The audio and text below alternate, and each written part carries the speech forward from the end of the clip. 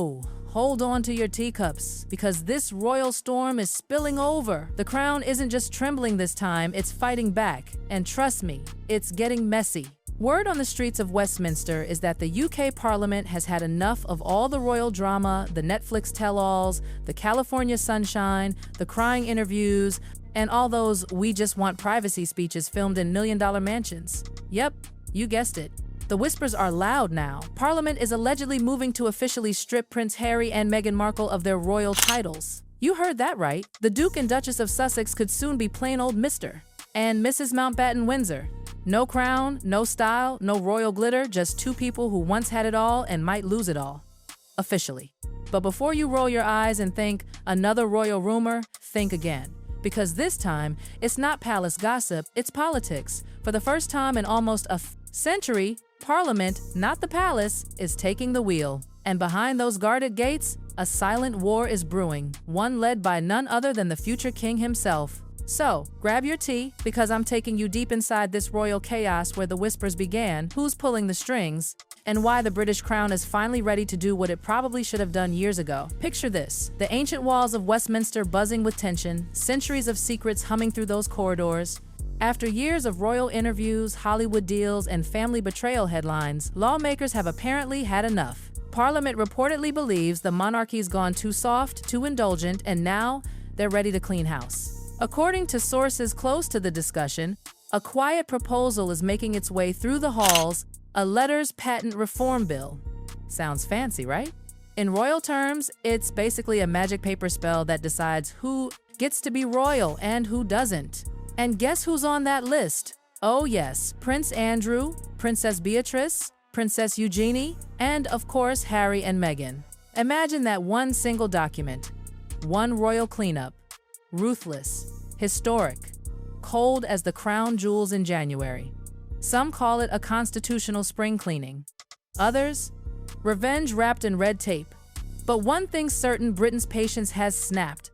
This isn't about family squabbles anymore. It's about the survival of the monarchy itself. While King Charles is hesitating as usual, someone else is sharpening their sword behind palace walls. Enter Prince William. Gone is the calm, camera-ready prince.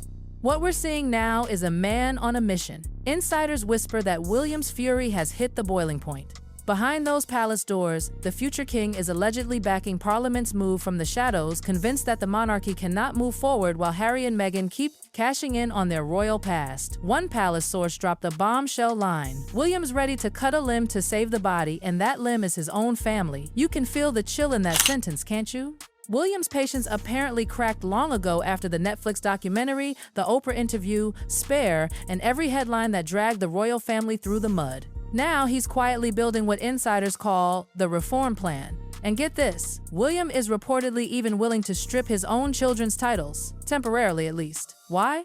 Because he wants them to earn it. He wants a monarchy built on duty, not privilege. To his supporters, he's bold. To his critics, he's cold. But everyone agrees he's decisive. William isn't waiting for permission anymore. He's preparing for power. Every paper, every seal, every signature ready for the day the crown rests on his head.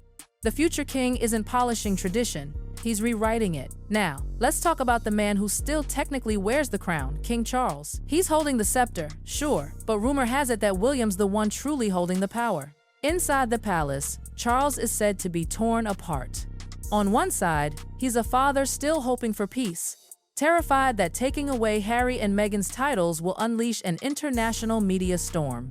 On the other, he's a monarch watching his kingdom lose patience. Advisors have apparently been blunt. Your Majesty, indecision is becoming your legacy. But Charles hesitates. He worries the move will spark backlash, especially from America. He knows the headlines already written. King silences the Black Duchess, and that, more than anything, has frozen him in place. Months of hesitation while William quietly pulls the strings from behind the scenes. As one insider put it, you can't lead a kingdom while walking on eggshells. And William? Oh, he's not walking on eggshells, he's stomping straight through them. He's building alliances in Westminster, ensuring that when Parliament moves, it'll be more than politics, it'll be a royal reckoning. The father hesitates. The son acts. The monarchy trembles in between. One clings to diplomacy, the other to destiny. Because in this new royal era, one truth has become crystal clear: the crown doesn't belong to whoever wears it. It belongs to whoever's brave enough to defend it. Oh, Meghan, Meghan, Meghan! Once the fairy tale bride of the century, now facing her darkest royal reality. The modern Cinderella may have found her pumpkin turning back into dust and Parliament's holding the wand this time. Behind the walls of their Montecito mansion, sources say Meghan's empire is shaking.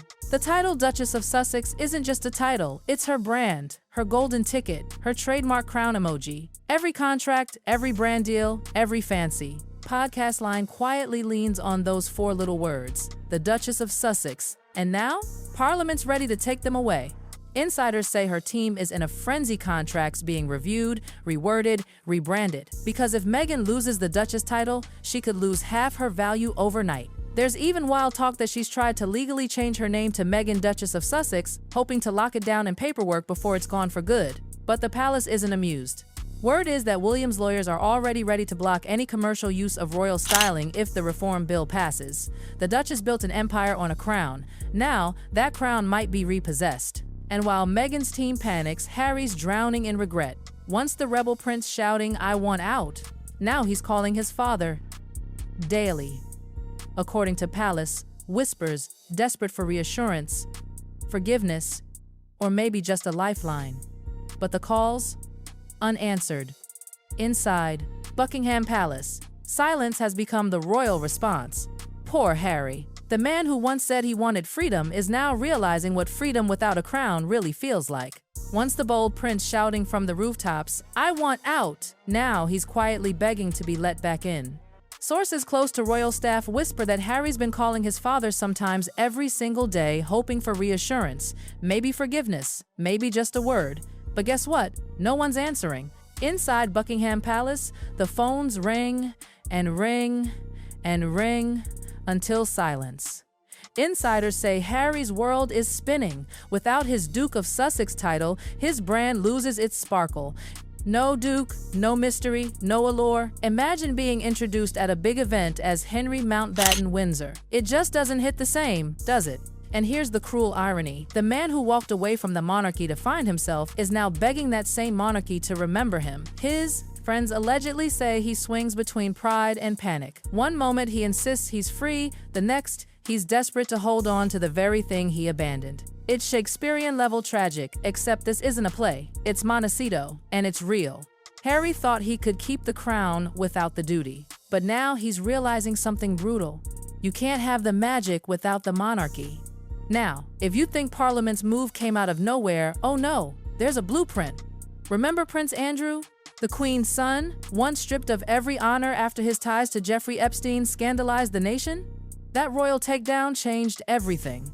Andrew's fall from grace became the legal how-to guide for what happens when a royal crosses the line. His medal's gone, his duties erased, his dignity shredded. So when lawmakers started whispering about Harry and Meghan, they didn't have to invent a rule book. They already had one. One parliamentary insider reportedly said, "If we could act against Andrew, we can act against anyone who drags the crown into disrepute."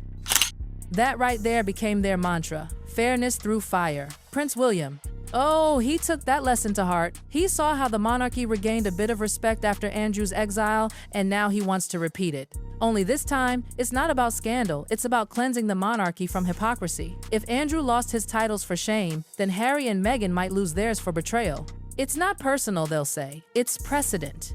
Because deep down, even the firm knows to survive the modern world, it must prove it still has teeth. Now here's where the storm turns heartbreakingly cold. It's not just Harry and Meghan under the microscope anymore, it's their children.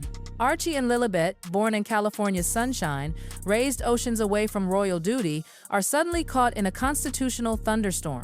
Sources claim lawmakers are digging through the royal archives, dusting off King George V's letters patent of 1917, the document that decides who gets to be a prince or princess, and now Parliament wants to rewrite it. The word from Westminster? No crown for California kids?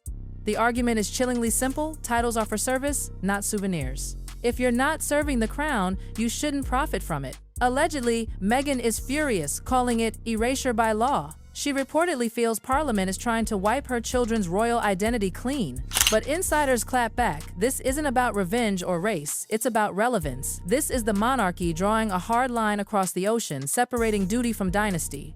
And whether people like it or not, history may soon record Archie and Lilibet as the first royals to ever have their titles unwritten. Heartbreaking? Absolutely. But royal history doesn't write itself with feelings, it writes with power. Let's be honest, Parliament didn't just wake up one morning and decide to do this. The public lit the fire. It all started when eagle-eyed royal watchers noticed something small. Harry and Meghan were still listed as working royals on the official royal family website. And boom, the outrage exploded. Talk shows, tabloids, radio call-ins, everyone was shouting the same thing. If they've quit the job, why are they still using the brand? Social media caught fire. Hashtags demanding removal trended for days. Petitions flooded Parliament, demanding the government step in. Ordinary British taxpayers were furious. If they're not serving the crown, why are they still profiting from it? That right there was the final shove. Parliament didn't act out of curiosity. They acted because the people demanded it. For once, the monarchy wasn't above the crowd, it was answering to it. The message from Britain was clear. You can't eat from the crown and mock it at the same time. This was no longer just a royal scandal, it was democracy flexing its muscles.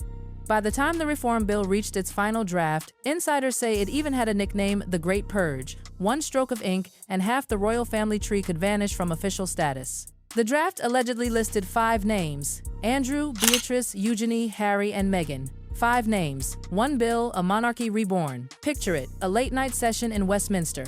The room silent except for the faint scratch of a pen. The royal seal pressed into crimson wax. Names that once glittered in gold now quietly erased from the royal register. To outsiders, it's just politics. But to the royals, it's biblical. And William's fingerprints? All over it. Every clause, every condition, you can feel his hand in the precision, the logic, the cold fairness. If the crown is to survive another 100 years, he reportedly told an aide, it must be cleaned of confusion. This isn't vengeance, it's maintenance. The monarchy, once cushioned by tradition, has entered its ruthless era. And just like that, it happened. No announcements, no interviews, no statements. William didn't gloat, Charles didn't speak, but everyone knew. The monarchy had drawn blood. The same titles Harry and Meghan once used to sell books, to build brands, to launch podcasts, gone. Just like that. In the silence that followed, a new Britain was born. One where the crown finally bit back. For years, it was called a family feud. Now, it's being called a constitutional correction. The palace doors remain shut, but insiders whisper that this may not be the end. Once you open the door to reform, you can't close it again. And that's the haunting truth behind this saga. It's not just titles lost, it's power reclaimed. Because in the new era of King William, one rule will echo through Buckingham like, the crown does not forget, it forgives rarely, and when it bites back, it bites to last.